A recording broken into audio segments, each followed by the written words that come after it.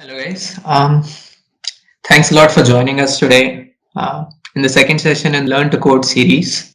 In this session, we'll be getting started with Python. So I'm Aditya from third year.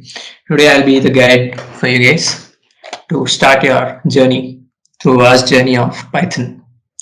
So today we'll be looking upon uh, this these five, six topics. So firstly, we'll have a recap of session one, look at a few loops, data structures, list comprehensions, functions, and then we'll have hands-on activities here and there, even in between. So I hope you can see my screen. So this is a deep note notebook. Here is where we'll be executing our Python code. So within a few minutes, you all will get each of these for yourself, where we'll be able to see what you're doing, help you, and guide you through your code. So let's get started. Have a recap of what happened in the last session. So in the last session, we all learned C. So in Python, most of the syntax is quite similar to C because Python in itself is built on top of C, where some concepts are simplified and made more appropriate or easier for human understanding. So first thing we'll look at is printf statement, scanf statement. So print is just like this. You can just put a print and put in data. All the data will be printed out. Instead of hello world, you can put a variable, or you can do something like give it a number that prints out. So in this code notebook, you can see that you write the code here. You can use shift enter to run the cell, and you see the output down here. You specifically don't need to mention much, and no need to save files like in C. It's quite simple here. So the next step we'll be looking at is how do you store data? How are variables stored in Python? So in C, I had a look that all data had to be specified which data type it had to be, like int x equal to 5. In Python, all that is done implicitly. All you need to do is give the name of the variable x and then store 5 in it. So after doing that, we can just put print x, and we can see that x stores 5. Now we haven't specified exactly what x is. So usually in C we specify it as I told, but in Python, to check what we just asked it to be or what is taken for 5, we can see that using type function. So type of x would return you what type it is. That is an integer, int, short int. So there are many data, like 4 or 5 primitive data types in Python. So one of the main ones is integer, int. So you can do something like a 5.4, and that would be float. So you can do the same thing as so you saw the characters in C. Here we don't have characters, but we have strings. So we just saw how to print hello world. So you can just put hello world. It's a whole sentence. So a string is basically an array of characters, which is a basic data type in Python. Because usually in real world, we don't see that we use only characters alone. Most of the time we end up using it as a sentence. So Python simplified that part and just made it sentence, an array of characters. It's called a string or str in short. That's how it would look. One of the most basic data types in Python is true and false, the Boolean. So we can put true. We see that printing x would show us true, and then type of x will be bool. Okay, I guess you guys might have noticed that here when I put type, I didn't explicitly mention that it has to print.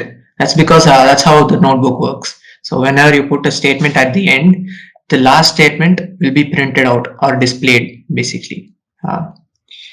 It's similar to a display function that is specific to this environment. So you don't need to worry too much about that. Maybe we'll cover that in further sessions. For now, you need to say that print is not especially needed. You can just put an x, and whatever is the output of that would be returned to you. It's that simple.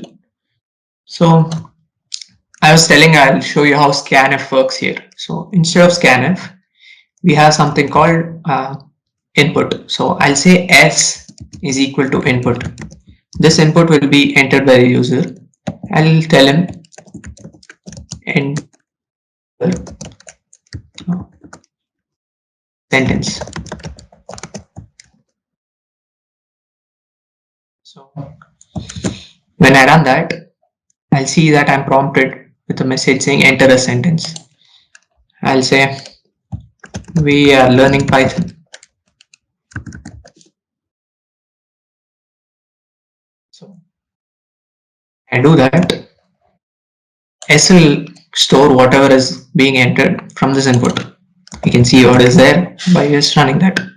We see that it stores what is that. We are learning Python. So usually input takes every whatever we enter as a sentence or a string more specifically. So if you run type of S, it shows that as a string. So say I didn't enter a sentence and I entered a number. We would prefer it to directly take the number or integer data type. So now if you look at the type of S, it's still a string, but as we can see S is 5. So even though it's 5, they store it as a string. So this is where the eval function comes in. So there's a function called eval, into which if we put S, eval changes the S to whatever data type is more appropriate to be stored in the same. So if you run type of the same, like so, type of eval of S, it shows us that it's integer now. So say I entered a float value here. So say I'll enter 6.8. So now the type of S is obviously string, and S looks like 6.8. But when you run eval, the type changes to float. So usually eval and input are used as a combination of each other. So we will write the same S equal to input or eval of input. Give the message, enter a number. You run that, we can see that enter a number is being asked. We'll enter 4. And now we can see that S is going to store 4. And the type of S also, as we would expect, it would be integer. Let's check that out. Type of S is integer. So that's how eval and input works.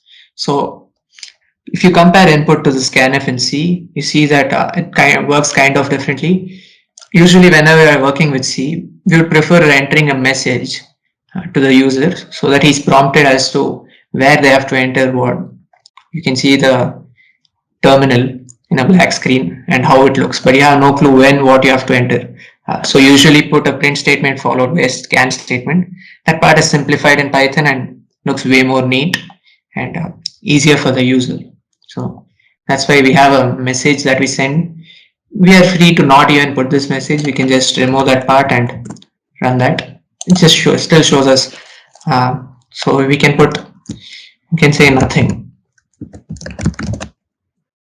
So okay, just a sec. So nothing. I guess eval doesn't really accept that. So let's just put a number, and you can see that S is now 5. Okay. So next we can look at conditionals. So conditionals, the if else, and so on. So now we have a variable S. I'll say if S. So if S double equal to 5. We know that it is 5. I say print yes it is. So I can just put an else and then I put a print statement. It's not.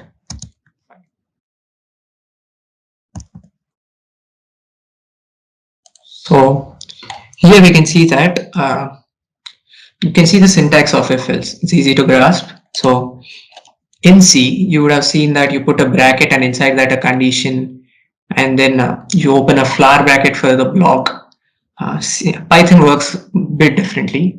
In Python, you put a colon to mention that you're entering a block. And whenever you put a colon, the next few lines or the lines that are specific to be mentioned inside that block will be indented by 4 spaces. Basically, they'll have 4 spaces behind it. And then whatever is written after 4 spaces will be considered under that block, basically under that F. So if I put more statements here, say I do something like I put another print statement. I say print block. So now if we run that, you see that we see yes, it is 5 and the block. So usually a block is predefined to be 4 spaces in Python. Editors obviously many editors give you the option of selecting how many spaces you want, but standardly they use 4 in Python. So now if you want to check if how it enters the else part, we can just change s in here. So in this code cell, we can do a lot of things. It just happens one line after other.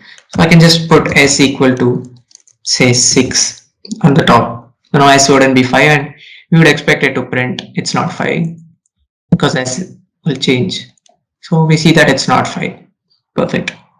So we can do one more thing. We can add another condition saying elif.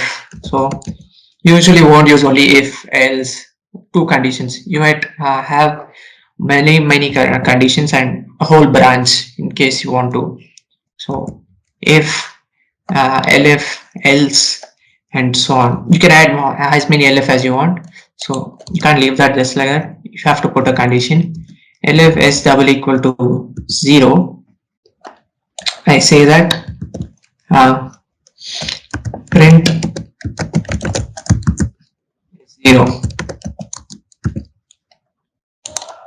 So if we run that, obviously that wouldn't run. It's just not 5. It's not 0. So you might want to even do stuff like when it's not 5, you want to see if it's even or odd. So you can do that also. You can do multiple if else and nest them into more if else. So I put extra if else here itself. So to check whether a number is even or odd, I guess you would have come across the mod operator. So it just returns you the remainder. So I'll say s mod 2. So s mod 2, if that is 0, we know that it'll be even. So we say print it's even. Or else we can print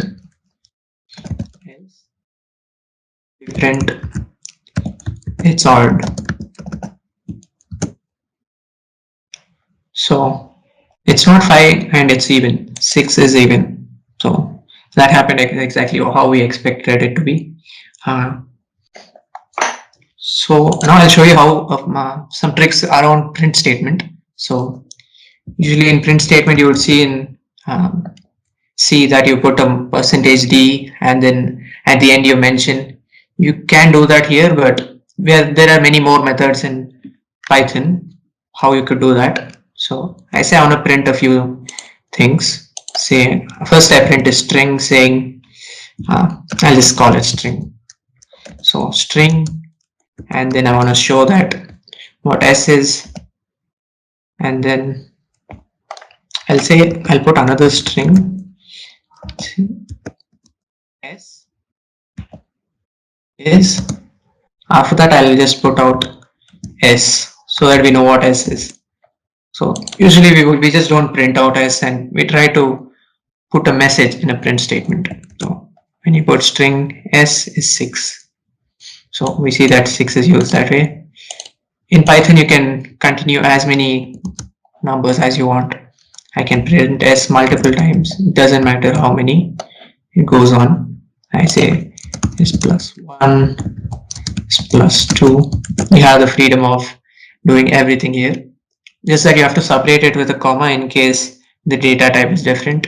So you start with a string, then go to s. So s is a variable. This is also a variable plus 1 and so. So One more thing that I like very much, bonding with a print statement, is using an F string. So F strings are very similar to what you do in C, but it's the Python spin-off version of that, of the same. So in F strings, wherever you put flower brackets, that'll be treated as a variable. So I say flower bracket will show you S. So that is inside the flower brackets, you can put an S, and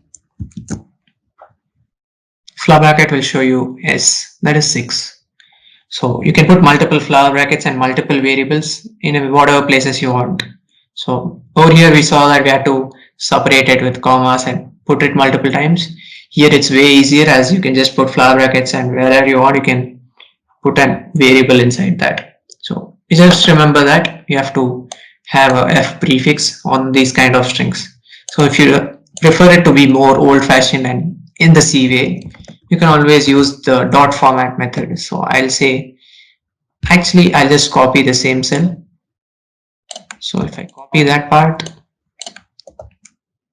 then I don't put S, I can use the function called dot format and then put S in there. So dot format just first it searches for brackets, and as many brackets it just fills it with whatever variables we mentioned. So if we run that, we'll see the same thing happens. This is just how C works, except they don't use an extra function towards the end. So now that you guys have had a look at conditionals, how print statement works, how data types take in variables, we'll have a better look into how the Boolean operator works, or how if else treats the Boolean operator. So in if else, usually when you put a condition in C, you see that you follow somewhat of syntax like this. But there are ways where you just put S and leave it. So when you just put S, all the compiler does is it checks whether it's 0. If it's 0, it treats it as false. Otherwise, it treats it as true. So if S, I print true, and then else I print false. Here you see that I don't put any colons. So these colons mention the string data type to be string, obviously. You can use double quotes or single quotes, not colon, sorry. So it's not specific to only single or double like in maybe other languages. So if as it's true means it print true, else it will print false. So here usually we see that this works only with float or int. In Python we can even make it work with a string. So I just put in, say, a string here. I'll print true as string is true. The only string that is treated as false, I suppose, is an empty string that is false. Unless the string is empty, it'll always be true. That is the same for many other data types. You don't need to worry right now about that. For now, you can just consider this. A better way to look at what happens to these data types when they're considered to be a Boolean or put in an if else, you can just run the bool function that just converts whatever data you provided into Boolean, basically. So I say Boolean of 5. If you're using 5 too much, let's just change that to 8. So Boolean of 8 would be true, and then Boolean of 0 would return as false. So you can use that feature also to in the if else. So if you want to use such a feature in if else, I'll show you an awesome way to do it. So here we just checked if it's even or odd a number, S mod 2. So when I do S mod 2, what are the possible outcomes? It would obviously be, if it's even, I would return as 0. If it's odd, I would return a 1. So when I'm returning a 1, which turns out to be true in case I put it under an if, I can just remove this double equal to 0 and switch odd and even here. So I say it's odd. If S mod 2 is odd, else it's even. So that works like a charm. So if you want to look at how what happens to S mod 2, you can just print S mod 2. It's a 0. If you convert it to Boolean, that is, you can put a bool there, and you can again put S mod 2 false. So that's how the data type is being converted in if implicitly. It's not shown to you. Let's jump on to the next part. That is, let's look forward after a specific task right now. Let's look at loops, how loops work, the for loop, the while loop. So let's just move to the end.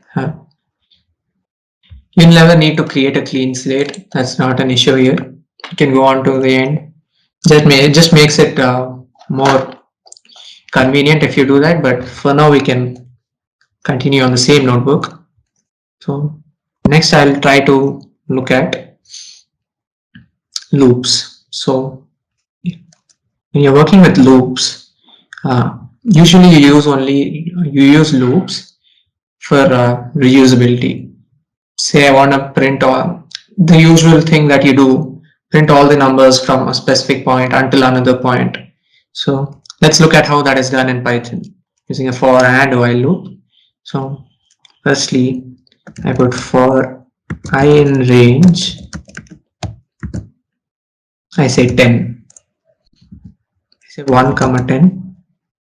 So one thing we have to remember in Python is that Python is write exclusive.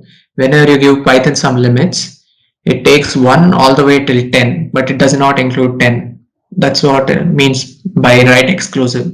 So the rightmost limit that we provided is not being included, it's exclusive. So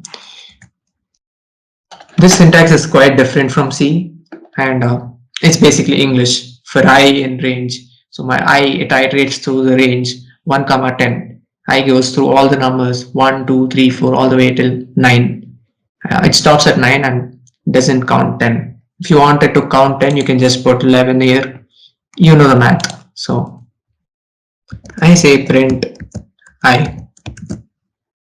So that shows I can do many more things like print I square. So this double into a multiplication operator is just short for power. So I do I square, also do I cube, why not? So you see that 1, 1, 1, 2, 4, 8, 3, 9, 27. I don't remember 729, but that's what you get if you put 9 cube. So that's how you power elements. You can do many more things with this, like create a multiplication table or so. So say I want to do sum of all the elements. You can create a sum element here. I'll say sum equal to 0, and inside here I add all the sum plus equal to I cube. So what sum plus equal to does is sum equal to sum plus I cube. Okay, we usually don't use sum because sum is a function. We'll call it sum3. So when you use a function in Python as a variable name, what happens is you're killing the function that is already present, that is called sum. So say I do something like I do print equal to string. That's not a issue in Python, except that you will not be able to use the function print again unless you refresh the page and remove or not run that specific cell, that specific statement. So for now, I don't want to go into such controversies and keep sum alive. We may use it to later on. So for now, let's call it sum3. So sum plus equal to I power 3. So when you run that, we see that the same input is provided. Now if I put sum3, I should be getting the value 1 cube plus 8 cube plus 27 cube, so on. In case any of you remember the formula from JEE, please do calculate and let me know whether this is right. I trust the code for now.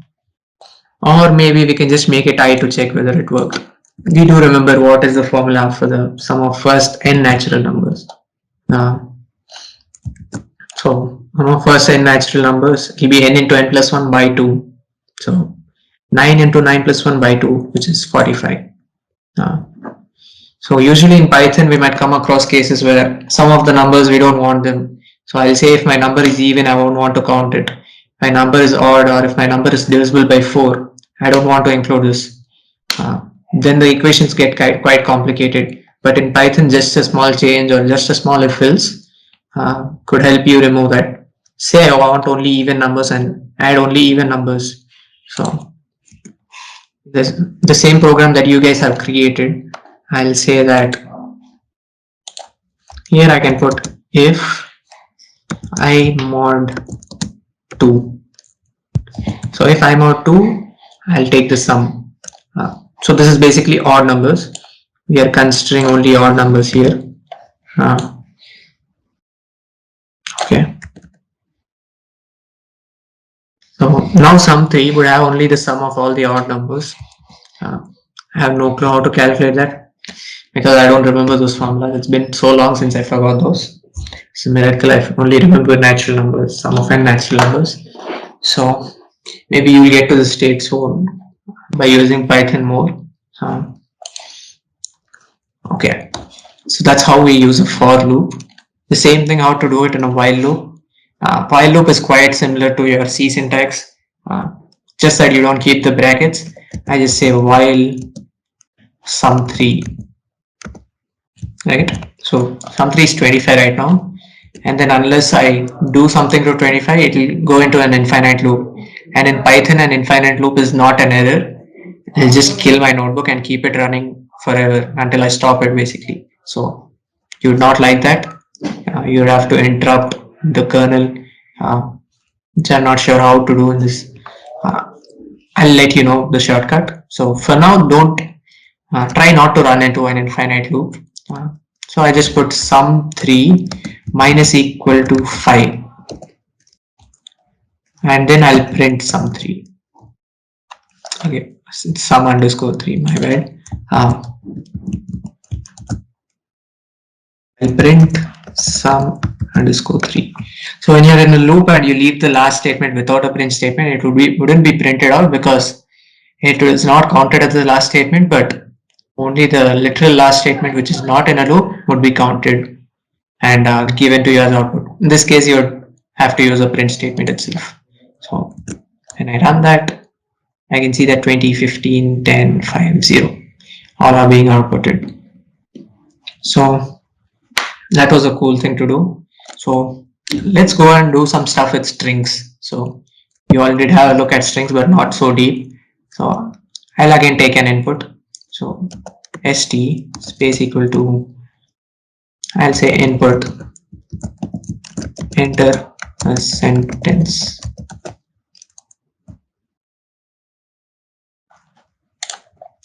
This sentence would be Python.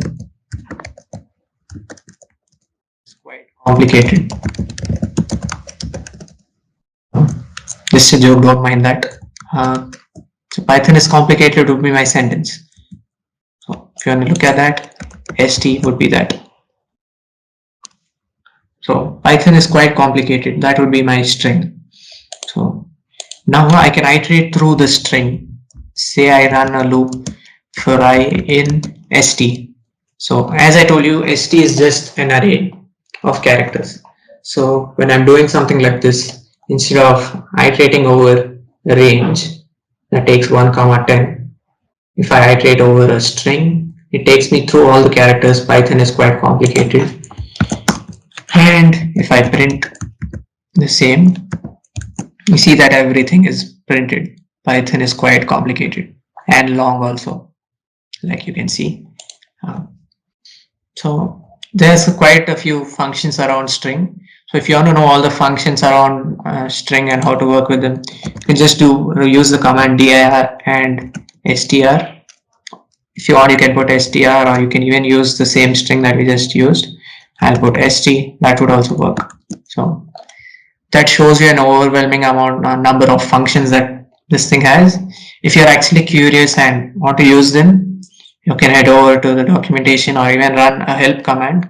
So say I see upper, I'm curious as to how upper works. So I'll put an help command or function. Sorry, it's a function, and I do string dot upper. You don't need to use brackets here. You're just telling help that this is my function. I want to know about it. So if I run that, it returns me what help that does. So upper function, it just returns a copy of the string converted to uppercase. That's cool. All our lowercase will become uppercase. For now, let's just get rid of these both cells. It's too long. I don't prefer keeping those. So I say print I dot upper. Specific to string, you use them with a dot rather than input of kind of things. So you can see that all my characters are capitalized now, which is quite cool. So there are more things to do, and you can even when there's an upper, you also have lower.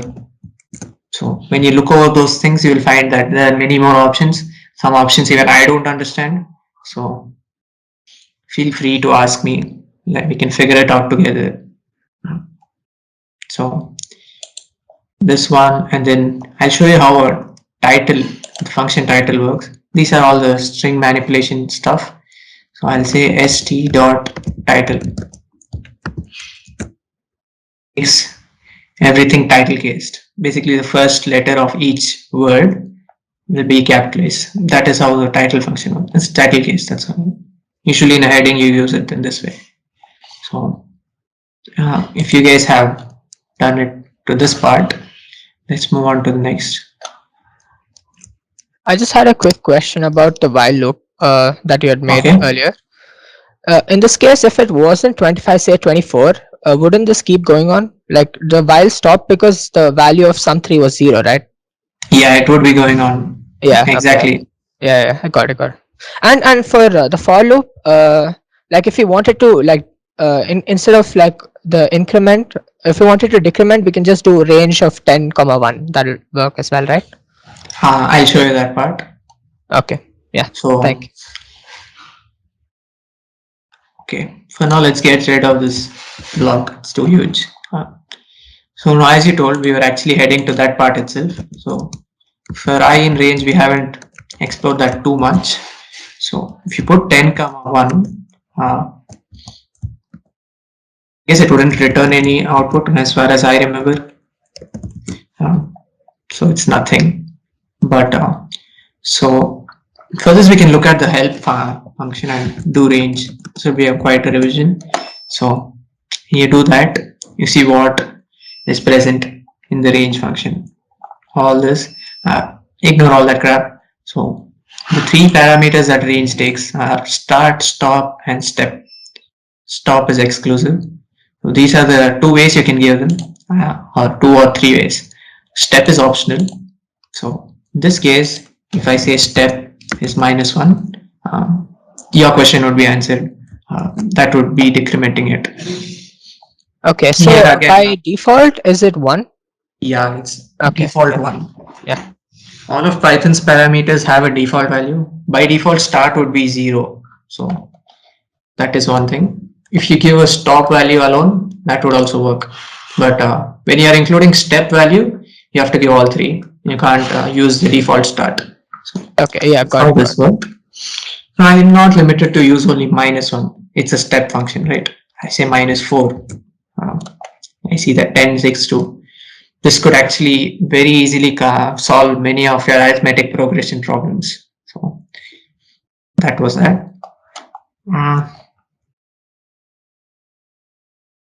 I suppose you got a hang of how the for loop works, the while loop works. So again, this would be like your next checkpoint. So next we'll be looking at the list data type. So you can go back to that huge notebook and look at what lists are. So lists are basically called arrays in other languages, but this is a spin-off version of Python. This is not how lists work in different languages. It's specific to Python. So you define them using the square brackets. I'll call my list li always because it's just short and simple. I say I have 1, 2, 3, 4, 5. This should be my list. So I can just do print li to look at it. So that's how it would look. So this list, I can access any of its elements using the li and then a square bracket. I can call any, like a usual array. I suppose you all came across array by now. In case you haven't, all you do is just mention the index number that you want to access. So at index 2, I'll have 3 because of the zero indexing. So zero indexing is basically your index starts at 0. Li of 0 will point to 1, li of 1 points to 2, and so on. So li of 2 points to 3. So if I do li of 0, I see that it's 1. Now there's one more thing. When you put a negative number here, just go to the last number, that is minus 5. See, minus 1 would point to 5. So that is 5. So one more thing you could do here, like you access stuff in the for loop using ranges.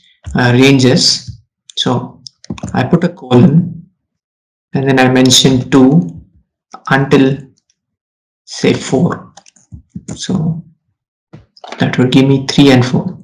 That is all the elements, that is index 2 and index 3.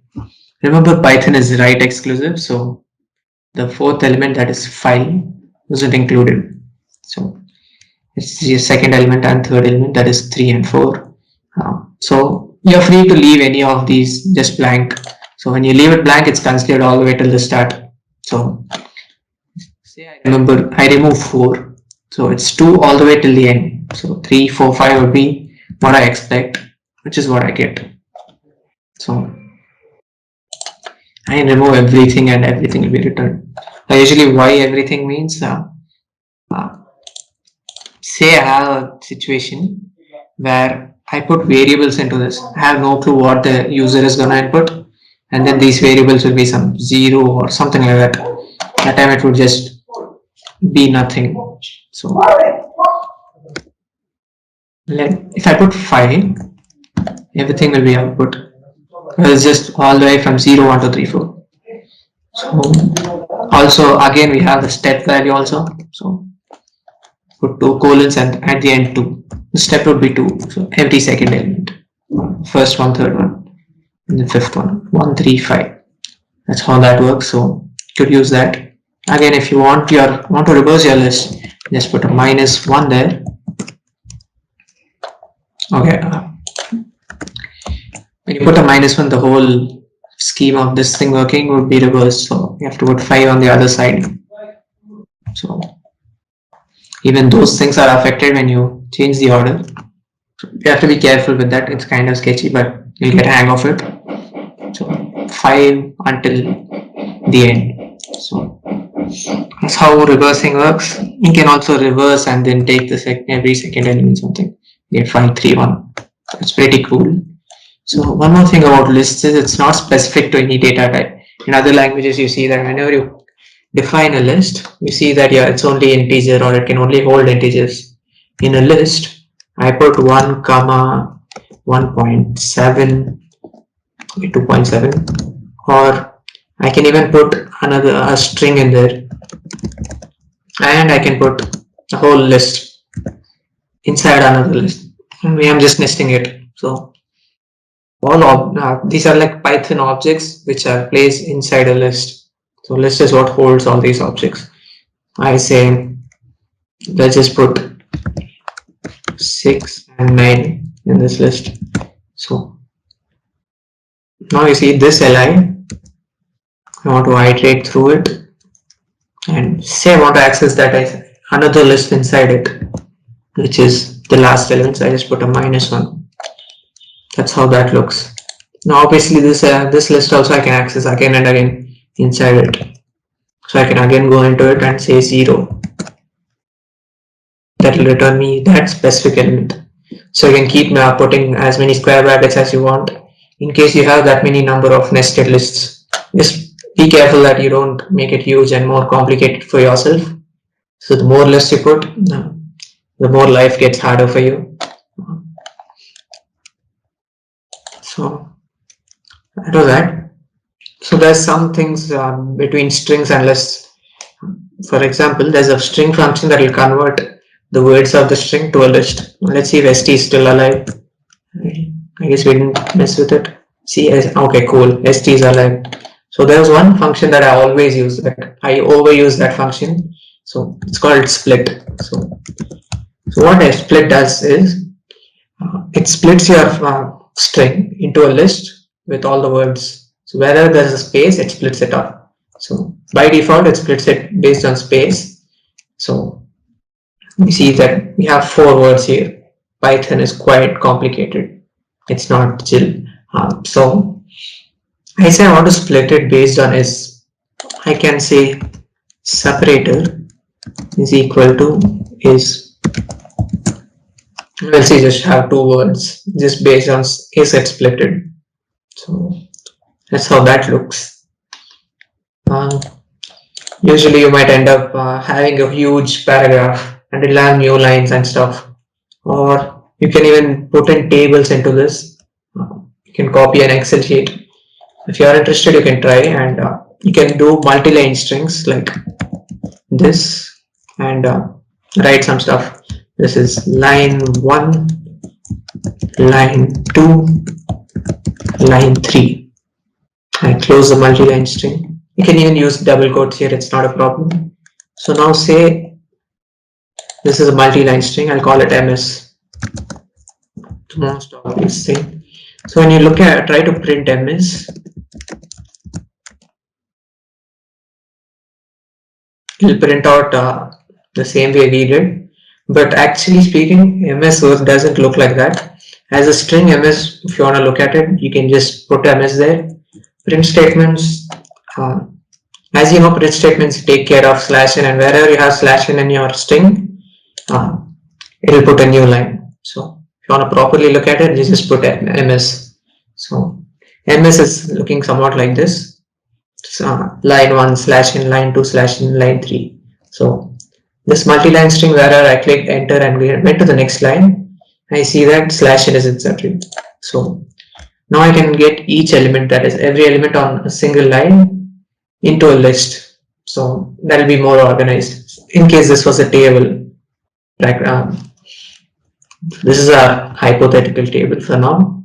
I say dot split, right? So, and I give separator equal to /n.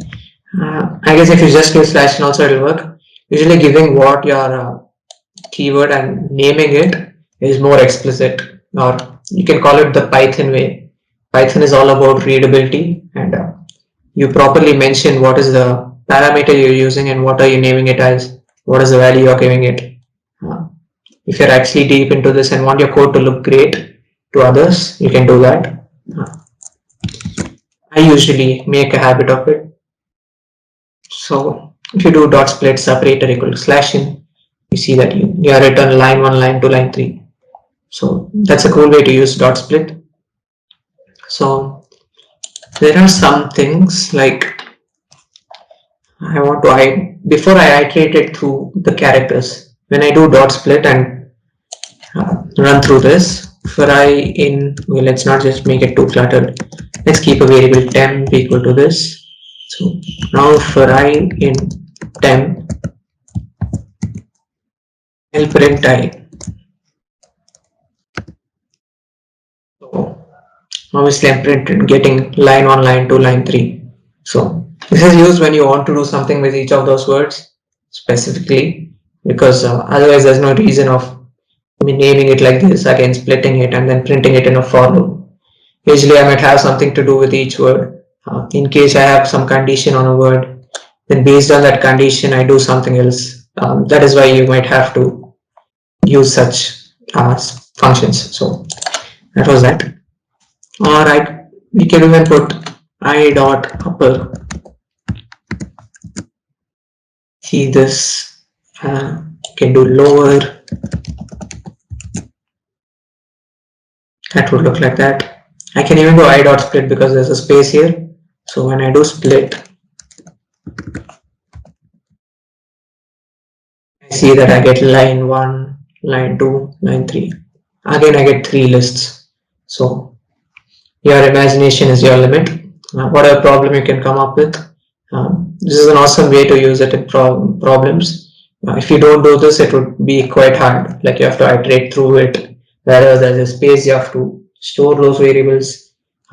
This is a very easy way to do all those things. So one nice function around that Python has is len. The len function shows you how long your string is. So let's just put a string called Python here. So if you run length of Python, you get 6. That is the length of that many characters are there. So even though you put a space, even that space is counted because space is also a character, treated as a character. So that's that. If you try to print the length of this, I suppose even the slash n would be counted as 1. So multi-line string, which is that.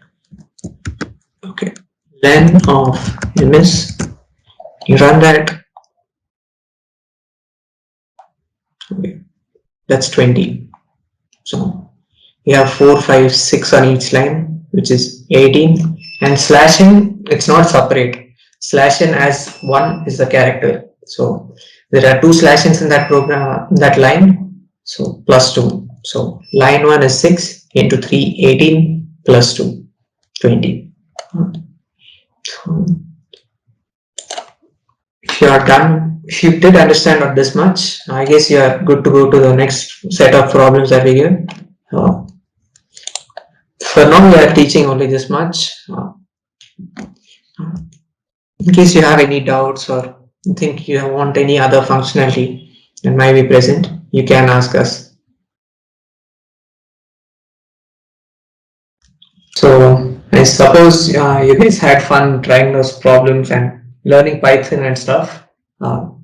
There's a lot of stuff more to delve deep into Python. So in case you guys are interested and want a follow-up session, do let us know. You can put a message on the chat box saying you learned something new, and we could have a follow-up session and learn more about the same, or maybe only do problems in the next one.